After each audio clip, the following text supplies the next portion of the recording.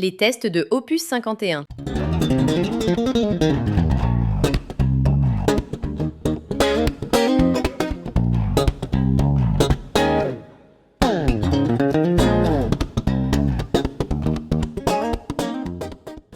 Il est des jours tranquilles où l'on branche un système, sans attente précise, sans désir de miracle. Le café est encore chaud, la pièce encore calme, et on laisse venir ce que la musique offre. Les Revival Audio Sprint 3 arrivent sans bruit dans ce décor. Elles ne promettent rien, ne cherchent pas l'effet. Leur taille est raisonnable, leur ligne presque sage, et pourtant, quelque chose déjà s'installe. Pour ce test, je les ai reliés simplement au Roxane Atessa, stable et sans détour. Un ensemble cohérent, sans volonté des pattes, dans un salon ouvert d'environ 30 mètres carrés. Le marché aujourd'hui aime les démonstrations, le grave un peu gonflé, l'aigu qui scintille, des équilibres forcés pour séduire à court terme et flatter l'oreille plus qu'il ne faut vraiment. Ici, rien de tout cela, et c'est presque troublant. On pourrait croire d'abord à un manque d'énergie, mais très vite, on comprend que tout est en place, sans excès, sans emphase, avec retenue.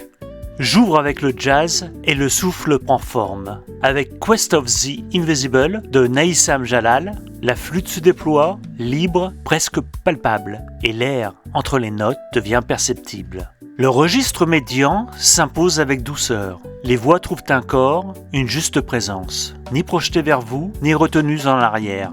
Elles existent simplement dans un espace juste. Puis vient Royaume de Siam de Gérard Manset, une matière dense, des textures feutrées, qui restent lisibles sans jamais se confondre, avec une cohérence assez remarquable. Le grave, lui, ne cherche jamais à impressionner. Il descend avec calme, sans traîner ni gonfler. Mais sur certains passages, plus riches et plus pleins, on aimerait peut-être parfois un peu plus de matière. Je poursuis avec Mount Analog de John Zorn. Les ruptures, les tensions, les écarts imprévus restent toujours lisibles, mais parfois contenus. Comme si tout refusait de vraiment déborder. Cette retenue qui fait leur élégance peut aussi devenir une légère distance. Une façon polie de ne jamais bousculer, là où certains attendent un peu plus de vertige. L'aigu, quant à lui, reste propre et maîtrisé, sans dureté marquée, sans éclat artificiel. Mais sur des prises de son déjà très lumineuses, il peut sembler parfois un peu trop réservé. La scène se construit sans effet spectaculaire, stable, bien organisé, facile à lire. Même si l'on aimerait sur certains enregistrements un peu plus d'ampleur, un peu plus d'ouverture. Et puis vient ce moment où l'on cesse d'analyser, où le système s'efface derrière la musique, où l'on oublie l'objet pour ne garder qu'un flux continu, naturel, presque évident.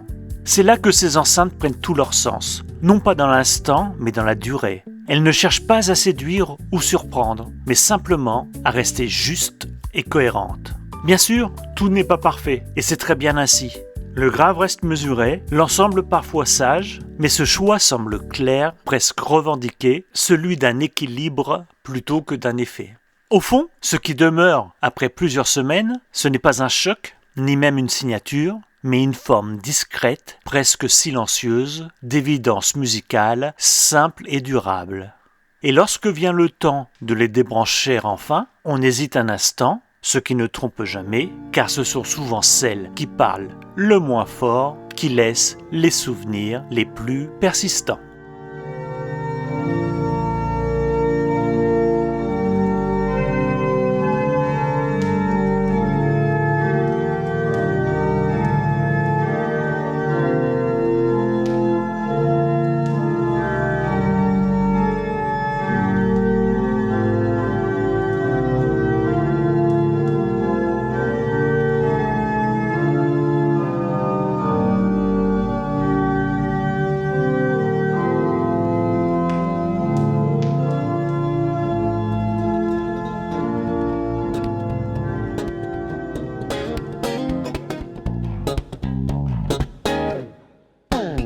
J'espère que ça vous a plu.